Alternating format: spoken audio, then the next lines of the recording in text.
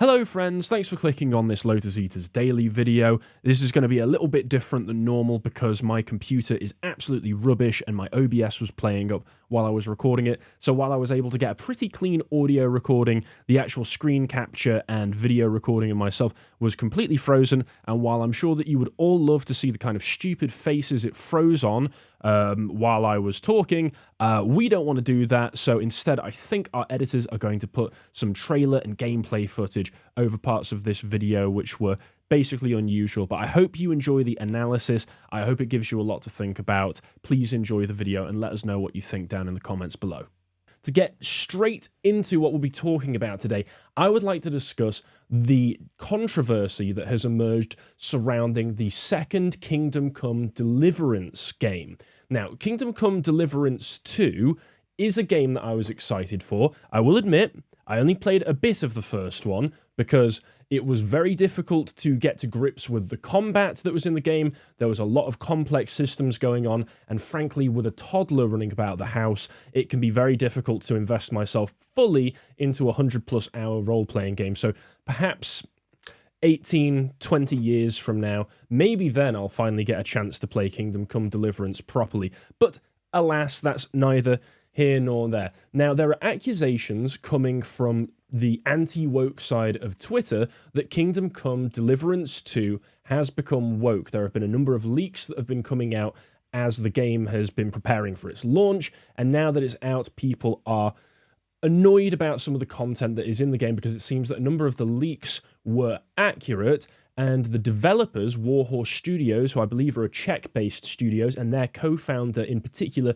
Daniel Vavra, are trying to deal with some of the criticisms that have been emerging, mainly by trying to minimize them. Now, I want to look into this and see how fair all of this is, but first I want to explain why it is that people might be particularly upset with Kingdom Come Deliverance and Warhorse Studios taking some of the woke content from our culture and putting it into the game. And that is because when the first game came out, it seemed to be a light in the darkness of 2018. When it originally came out, there was a lot of controversy about the first Kingdom Come Deliverance because there was a lack of diversity, both sexual and racial, ethnic, in the game, and people were very, very upset about that. And when I say people, I of course mean video game journalists. So decide for yourself whether the word people properly counts there. And I think it's summed up best in this Eurogamer article, which was when the game originally released in 2018,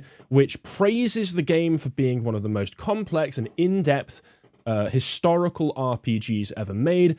It really puts you into the shoes of Henry, the main character, puts you into a time and place which is gone and cannot be captured, but my God, they've done an incredible job of attempting to capture it in this video game. And part of that is the fact that they really cared about the history, they really cared about representing the history and culture properly. But, of course, the author of this article decides to contradict himself by the time that you get to the bottom, because he decides that, well, yeah, the historical accuracy was incredible and really brought me into the game, immersed me like nothing I've ever experienced before, but, and he says right here, there are no people of colour in the game beyond people from the Cuman tribe, a Turkic people from the Eurasian steppe, which sounds to me like it would be somewhat historical accurate diversity in the game, but it's not enough because the towns and villages of rural Bohemia in the 15th century are not populated by sub-Saharan Africans, North Africans, Asian people, Indonesian people, South American indigenous people. There's not enough diversity because this rural Europe in the middle of the 15th century, no, in fact, at the beginning of the 15th century, is full of European people. Can you believe it? And listen to the kind of gaslighting that goes on here, because Warhorse Studios took a lot of care with this at the time and said specifically that they'd done research and found no conclusive proof that there should be more diversity in the game than what was already there. But this Eurogamer journalist decided to go above and beyond and said that he spoke to a historian who specializes in the area and disagrees. Listen to the level of logic and argumentation that we have presented here. We know of extensive travel of Jews from the courts of Cordoba and Damascus. We also know of black people in large cities in Germany, the historian Sean Miller tells me. Czech cities Olomouc and Prague, don't know if I pronounced Olomouc correctly, please correct me in the comments, were on the famous Silk Road, which facilitated the trade of goods all over the world. If you put a line between them, it runs directly through the area recreated in Kingdom Come. You just can't know nobody got sick and stayed a longer time, he says. What if a group of black Africans came through and stayed at an inn and somebody got pregnant? Even one night is enough for a pregnancy. So, barring the fact that there is some strange fetishistic cuckoldery going on there, it's the fact that there's no evidence for these people being there. We have no evidence for these people being in this particular place at this particular time. But, the argument goes, we have no evidence for them not being there at that particular place at that particular time, which is not an argument. That's not an argument for putting them in there. Similarly, I could make the same argument and say, well, we don't have evidence for unicorns being in Bohemia at the beginning of the 15th century. But similarly, we don't have evidence for them not being in Bohemia at the beginning of the 15th century, which is why we've populated the game with unicorns, because of our deep care for historical accuracy. And this is the modern argument every single time it emerges from these historians, because they are ideologically captured, because they have an ideological agenda to push. They will use the absence of evidence as evidence in and of itself. And I've got another very recent example here, and I'm sad to say it's about the Vikings, because I recently picked up this book because I thought I'd be interested in learning about Viking history. Neil Price, The Children of Ash and Elm, A History of the Vikings. And I wanted to show you exactly what I'm talking about, because it doesn't just apply to diversity of culture and races, it applies to diversity sexually as well. Now, I've not read through this full book, but I decided to take a little flip through it, and flipped through to, of course, where he decides to start talking about Viking burials, the archaeological digs that have been done, and the conclusions that these historians have come to when it comes to the gender of these people who have been buried, and from that they try to make these enormous leaps in what Viking culture may have been, despite the fact that, of course, the Vikings from, I believe, the 11th or 12th century onwards left written records of what they did. We have the Icelandic sagas, we have the works of Snorri Sturluson, we have a number of people who wrote down the sagas of their peoples, and never in it do we get any sort of idea, really, of this diverse spectrum of genders, or many, if any at all, female warriors. But, of course, because there's no written evidence, doesn't necessarily mean that there wasn't any. And here is the logic that we get here. So he says, these themes and connections can be pursued in the study of graves. Archaeologists determine the sex of the buried dead through analysis of their bones or DNA. This provides sex determination of male and female bodied individuals. Note the terminology there, male and female bodied individuals. But it is not at all the same as gendering them. This is beyond the reach of science. So because of the fact that we can't dip into the past and read these people's minds and determine whether this particular Viking in this particular place and time actually wanted to wear a dress, we can't say that because he was a male, that he was male. It's an absurd argument. And he says that this is unsatisfactory and at worst can lead to a potentially vast misreading of Viking age gender from the literally tens of thousands of burials that have been analysed in this way over years. All is not lost to begin with. It should be acknowledged that while potential caveats should be kept in mind, the majority of these sex-gender artifact correlations probably do reflect Viking age reality. There's a hell of an admission right there. There is no evidence to suggest otherwise. However, not all burials conform to such patterns, and an openness to the exceptions is vital. More excitingly, the archaeology can turn up evidence for identities and genders that did not make it into the written sources. So we'll make it up. We'll make it up. We found this burial that doesn't conform to our expectations. So what we'll do is we'll take an imprint of the present and put it onto the past. And listen to this argument right here. In a sense, it does not really matter whether the person in the Birka grave was female-bodied warrior or not. This person may equally have been transgender in our terms, or non-binary, or gender fluid. There are other possibilities too, but the point is that they must all be recognised as possible Viking age identities, while crucially not assuming that this may be the case. That's a hell of an argument. That's a long-winded way of saying absolutely nothing except I, the researcher and the historian, have decided to imply that this has been the case. And that's the same argument that's coming through here. Because of the fact that there's no evidence, there's no written source that we can find explicitly stating, hello, 21st century historian, just in case you think I am transgender, I'm not transgender, which is not a concept that we'd even come up with back then, because it was a 20th century invention. That means that you can say whatever you want about this. Now, I will say, at least these historians tend to actually just relate to the facts themselves, but it's in their interpretation of the facts that they like to try to muddy the water. Either way, back to Kingdom Come Deliverance. Now, at the time, again, this was a controversy, and bless him, Daniel Vavra, at the time, decided to respond to them on a Medium article called Dispelling the Myth of Not Enough Diversity in Games, where he goes on to explain why they made the decisions that they did, and even goes as far as to say that maybe diversity for its own sake is not a good thing. There's no evidence for that. The arguments that are made in favour of that are not compelling, which was a hell of a brave stand to take at the time, back in 2015 when this article was written, and 2018 when the game originally came out, because 2015 through to maybe 2021, 22 was when we had reached peak woke, and the hysteria surrounding these issues was really reaching its head. Now, however, you find articles like this from PC Gamer, one of the same types of publications that was smearing these people as white supremacists back in 2015 and 2018 when the controversy was new, saying that, oh, isn't it wonderful now that Kingdom Come Deliverance 2 is more diverse, with Warhorse adding a wide range of ethnicities and characters. And the reason that they've done this is that they say that they have expanded the scope of the game to include cities like Kuttenberg, which existed in the Holy Roman Empire, and cities, by their very nature, have greater diversity of ethnicities in them, which means that we can put whoever we want in there.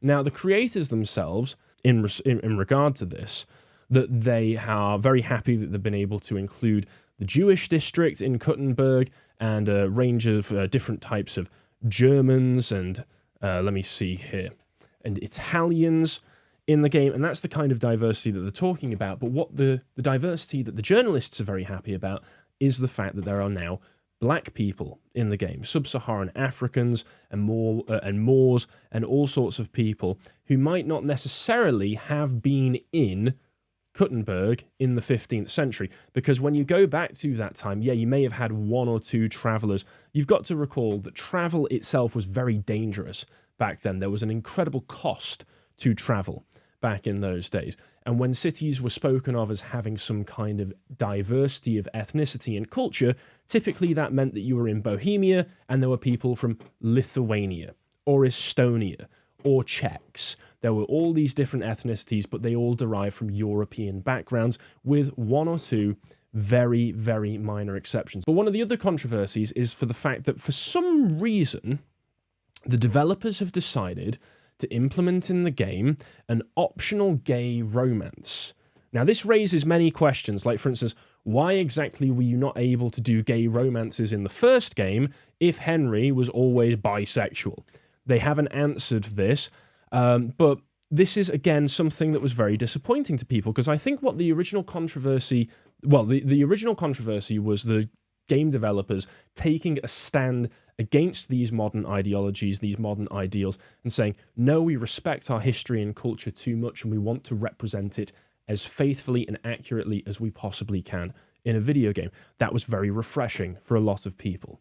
This seems to be them walking back and deciding that they are going to take these ideologies on, which I think has just disappointed people more than anything.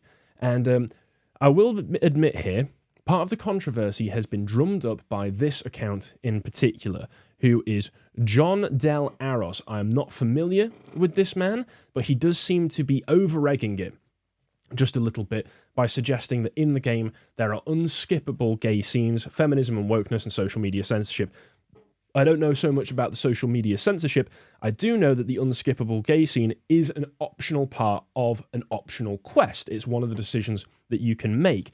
And that is one of the things that Daniel Vavra has been saying on Twitter, where he's been getting very, very, very defensive about this whole subject and reposting all sorts of people saying, well, it's just optional, it's one bit of this 100+ hour game, so you shouldn't care about it. Again, whether it's optional or not, or no matter how long the game is, I think people were hoping that Kingdom Come Deliverance was a series in which they didn't have to worry about anything like this popping up under any circumstances. The fact that it's optional does not change the fact that it's in the game, and the fact that it's in the game shows a change of priorities in the developers, which I think has disappointed a lot of people. And Vavra himself, again, seems to be quite anti-woke, so fair play to him. He was making fun of, Dragon Age the Veilguard, or Vanguard, or whatever it was, quite recently for being overly woke. And as far as I can tell, the game is nowhere near as woke as a game like Baldur's Gate 3, but the fact that it's included any of this stuff in the first place is, again, a disappointment for people who thought that these were developers, and Daniel Vavra in particular, were above this, and shows that they had given in to the pressure from these journalists who had been smearing them as being racist, sexist, white supremacist. Because if you scroll through his timeline, you can see that all of a sudden he's very, very proud of how good the game has got of a reception from these mainstream journalists. If you scroll down a little bit, there are positive reviews from IGN that he has been sharing. And the fact is, these are the same people that hated you 10 years ago. These are the same people that were smearing you 10 years ago. Yeah, they gave your game a 9, but what worth is the opinion of somebody who hates you? If you had stuck to your principles, they would have given you a 1 or a 2 or a 3. They would have smeared the game in the same way that they would. So it appears to people that you've given into the pressure. At least that's what I can see from the outside looking in. And he's been, again, trying to say that people who have criticisms of the game are just conspiracy theorists. He's saying the most comical of the recent conspiracy theories I hear every day is that Embracer was bought by BlackRock and they forced me to put DEI in Kingdom Come Deliverance 2. Here is official ownership structure of Embracer. Do you see BlackRock anywhere? And wait till you find out who Savvy is. Don't know who Savvy is, but he seems to have made a mistake here by posting this, because people said, well, yeah, BlackRock's not on here, but who is on here? Vanguard. Vanguard are another $1 trillion investment company who push the same kind of DEI that BlackRock has. They're basically two sides of the exact same coin. When somebody pointed this out to him, and he said, well, yeah, but they've only got 1.8% of the votes. That's not the argument that was being made. You were saying they weren't involved at all. None of these investment companies that push DEI were involved at all, except actually one is, and then you change the goalposts. You move the goalpost by saying, well, it's only small. And for an example of the controversy surrounding some of the diverse characters that have been put in the game, people have been hyper-focusing on this gentleman, when it loads up for me, Musa of Mali, who is a friendly Islamic scholar in Kingdom Come Deliverance 2, and he has lots of dialogue by the looks of it, saying things like this. Well, for example, people in my world are educated, not like in yours, and education is the greatest wealth there is, denigrating European history, denigrating European culture at the time, despite the fact this was the Holy Roman Empire, which was an enormous, high cultural part of the world in the medieval period. Overall, he says, it's safer on our country. Nobody will waylay you on your journey, and we treat women with greater respect and set great store by learning. This is an Islamic man saying that they treat women with great respect in comparison to Europeans, Germanic Europeans no less, who, it's not like you have texts going all the way back to 2,000 years ago with Tacitus talking about how the Germanic peoples of Europe were particularly respectful of women and took particular care of them. So that's very, very interesting. And the last example that I have here is another one where he's saying that your medicine, physics, and astronomy all burned in Rome. In short, you're barbarians, though kind-hearted barbarians. Now, my criticism is not that if there was a character like this in medieval Bohemia at the time, that he would be very proud of his own culture and heritage and denigrate ours in response. The fact is that I think people were hoping that Kingdom Come Deliverance was a series that could act as an oasis from this kind of thing. You could go in, you could respect, not necessarily a romanticized vision of European history, but an accurate as possible representation of European history, because our history matters. People are trying to take our history from us. They're trying to insert diversity into our history and let us know that we never did anything special. We never created any great cultures or civilizations. That was all built off of the back of slaves or oppression or sexism, or you never did it in the first place, because in fact it was these other peoples who were diverse and therefore better than you. People were hoping that this game would be an oasis from that, and I'm sure it's nowhere near as woke as anything like Baldur's Gate 3 or Dragon Age Veilguard. I'm sure that taken on its own terms, it's still an incredible, very well put together, very well written game. An RPG, I would still potentially be interested in playing it if I ever get the chance, which I won't, if I'm honest. But again, I can understand why it is that the controversy has sprung up and why people are so disappointed. So let me know what you think in the comments below. Have you played the game? Do you think that this is an accurate way of looking at it, or do you think this whole thing is overblown? I'm excited to hear what you have to say.